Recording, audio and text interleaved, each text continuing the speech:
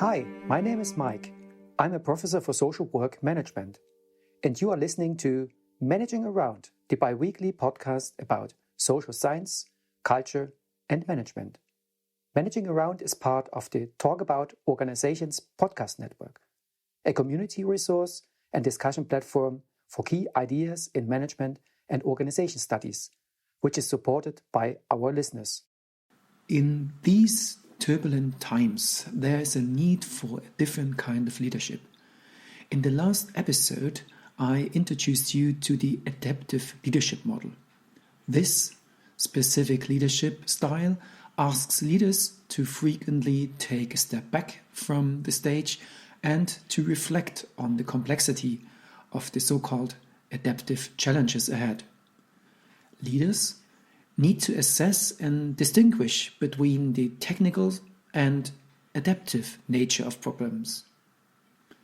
To become an adaptive leader, you need to familiarize yourself with a sophisticated set of management skills and techniques, such as dealing with distress, providing a supportive environment, giving direction, and focusing, encouraging, and empowering the people within your organization. With other words, leadership does not mean to rule over the people, but to get them mobilized, solving together today's challenges in organizations and in the society. Today, I will continue with an explanation of the fundamental adaptive leadership principles and the adaptive work itself. Thereafter, we need to assess the strengths and the weaknesses of this leadership model. Eventually, this two-part series about adaptive leadership will end with an outlook and few implications for social work organizations. Let's start with the first part about the leadership principles. In the adaptive leadership model, we know at least 6 fundamental principles of leadership. Although the reality often differs widely from these types, we should ask ourselves more frequently whether we could learn from these insights. First, leaders need to regularly get on the balcony. This metaphor means that meta-observation and reflection should be part of everyday leadership practice. This practice helps to identify, for example, work avoidances and dysfunctional routines.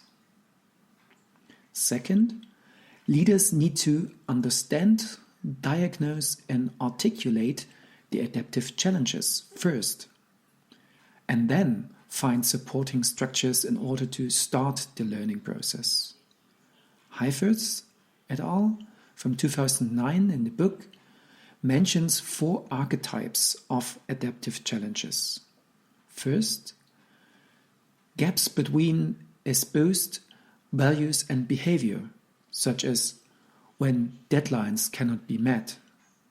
Second, competing commitments, such as an overload of commitment within projects. Third, speaking the unspeakable, such as to point out a mistake to the manager.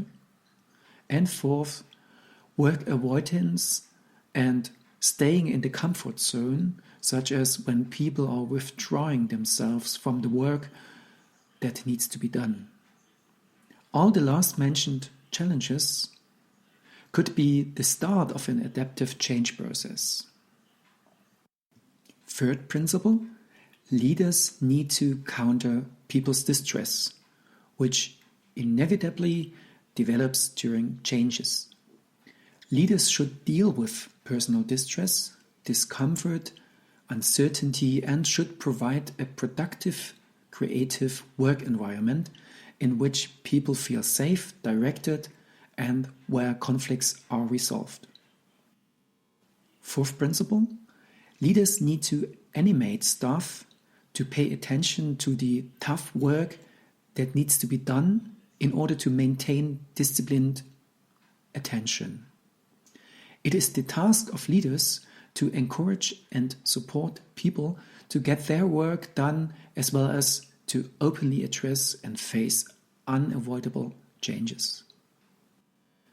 Fifth principle, giving the work back to the people means that although adaptive leaders should provide direction, they also should empower people to decide what, in current unstable circumstances, need to change in order to handle the situation and solve the problem.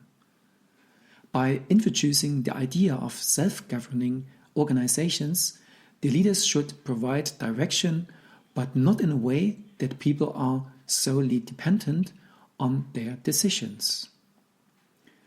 And last but not least, the sixth principle.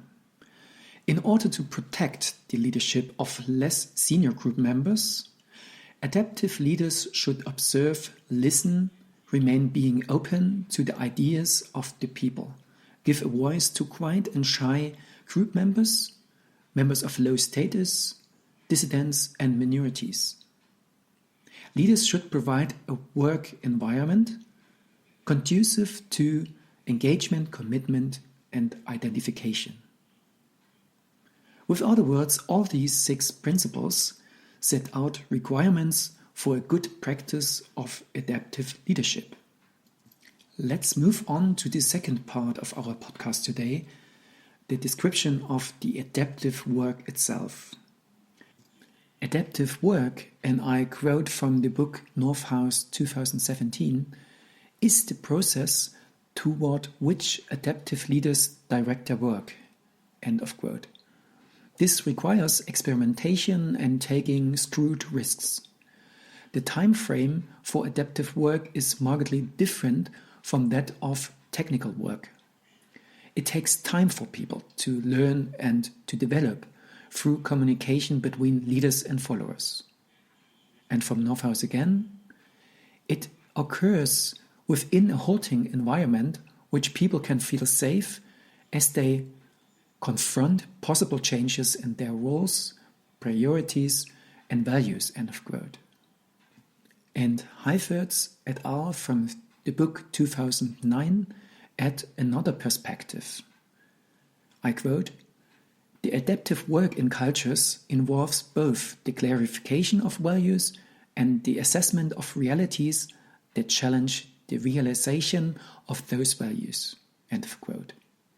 Even if competing values lead to conflicts, leaders need to maintain a so-called holding environment in times of change and have to interact with the people within the organization.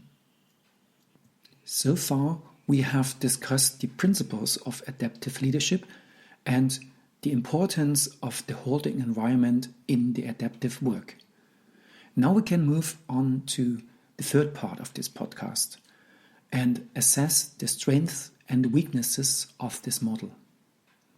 This leadership model has some clear advantages and strengths, as it acknowledges the dynamics of organizations and provides a process approach.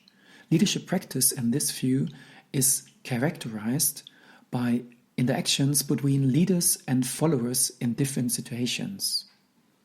Additionally, it is follower-centered, which means it mobilizes people, stresses the commitment to the intended goals, and creates a conducive learning environment.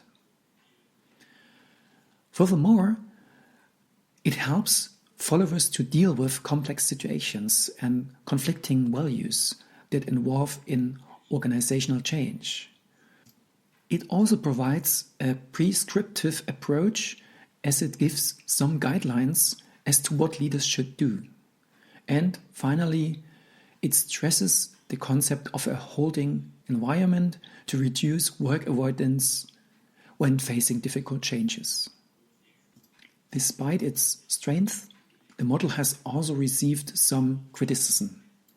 Although this model presents a very straightforward and practical approach, the theoretical assumptions remain underdeveloped. However, the leadership principles and the adaptive work described earlier needs further development in order to prove or disprove the empirical relations between the three main factors that affect the leadership outcomes, such as situational challenges, leader behavior, and the adaptive work itself. While the model provides a wide-ranging set of rules and guidelines, it lacks specificity and conceptual clarity. Finally, the model does not incorporate a moral and ethical dimension, as reaching a goal may conflict with social values in the organization. And changes do not always lead to improved conditions. Additionally, the model fails to address how the common good could be achieved. And this brings us to our last part for today, an outlook and implications for leading change in social work organizations. As explained earlier, adaptive leadership competencies are key to achieving change in any organization. And this model provides us with new insights into the question of how adaptive leadership can be exercised, such as by regularly visiting the balcony, accompanying people and teams instead of heading them, creating a climate of success and motivation, providing stability, clearly communicating strategic goals, and reflecting one's own leadership practices. Further research is needed in order to understand the theoretical tenets of the leadership model. Nevertheless, this leadership model goes well with the professional attitude and assumption in the social work organizations, such as the reflective practitioner approach, supervision practices, and many more. Leaders in social work organizations are, more than ever, responsible for dealing with employees' distress, providing a supportive environment, giving direction, and focusing, encouraging, and empowering the people within your organization. Actually, these are the competencies we strongly hope for in such organizations and in the social economy at large to bring about change. Alright, that's it for today, dear listeners. I truly appreciate all your efforts to tune in my podcast for this episode. Please, if you liked this episode, don't forget subscribing to the podcast channel in your favorite podcast app, so you can stay up to date whenever a brand new episode of Managing Around is released. Stay safe, and we will see us on the next episode. Thank you for listening. Managing Around, the bi-weekly podcast about social science, culture, and management. Managing Around is part of the Talk About Organizations podcast network, a community resource and discussion platform for key ideas in management and organization studies, which is supported by our listeners.